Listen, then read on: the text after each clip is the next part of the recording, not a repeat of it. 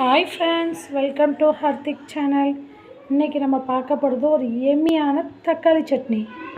தக்காளி சட்னி வந்து ஒவ்வொருத்தருக்கு டேஸ்ட்டு ஒரு மாதிரி இருக்கும். இது வந்து நான் ஹோட்டலில் எப்படி சாப்பிடுவோமோ அது மாதிரி டேஸ்ட்டில் தக்காளி சட்னி பார்ப்போம். அதுக்கு என்னென்னு பார்த்தலாமா? சின்ன வெங்காயம் ஒரு 10-15 உரிச்சு வச்சுக்கோங்க. பெரிய வெங்காயம் ஒன்று, ரெண்டுமே மிக்ஸ் பண்ணி போட்டால் தான் அதோட டேஸ்ட் வந்து நல்லாயிருக்கும். அதே மாதிரி தக்காளி நம்ம வணக்கி மிக்ஸியில் போடுறதுனால பெருசு பெருசாகவே கட் பண்ணிக்கோங்க. ஓகே. அடுத்து இஞ்சி ஒரு துண்டு, ஒரு 5 பூண்டு, புதினா மல்லி கொஞ்சம் அதிகமாக சேர்த்துக்கலாம். நான் தேவைக்கேற்ற மாதிரி சேர்த்துருக்கேன். அடுத்து 5 காஞ்ச மிளகாய். அடுத்து சோம்பு 1 டீஸ்பூன், கடுகு 1 டீஸ்பூன். இப்போ ஃபேன் சூடாயிடுச்சு. ஆயில் விட்டுறலாம். அதிகமாக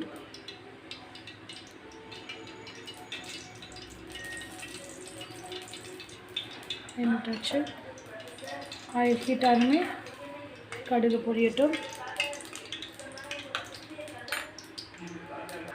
கடுகு பொரிஞ்சோமே சோம்பு போட்டுடலாம்.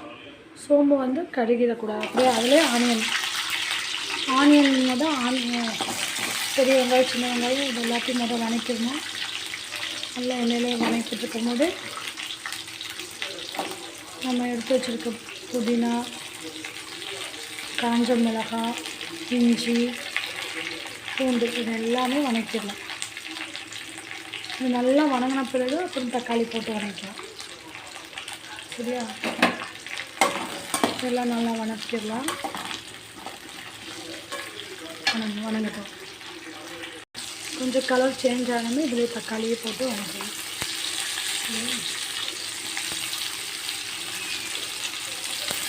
தக்காளி போடும்போது உப்பு சேர்த்து நல்லா வணக்கிடணும். தக்காளி நல்லா ஒன்றா வணங்கட்டும். தண்ணி எதுவுமே ஆட் பண்ண தேவையில்லை. இந்த தக்காளியிலே தண்ணி இருக்கும், அதனால் நல்லா வணங்கணும். பார்த்திங்களா, தக்காளி எல்லாமே நல்லா வணங்கிடுச்சா? இந்த எண்ணெயெலாம் நல்லா பிரிஞ்சு வந்துடுச்சா? சரி, இப்போ அடுப்பை ஆஃப் பண்ணிவிட்டு கொஞ்சம் நேரம் ஆற விட்டு மிக்ஸி ஜாரில் போட்டுருவோம்.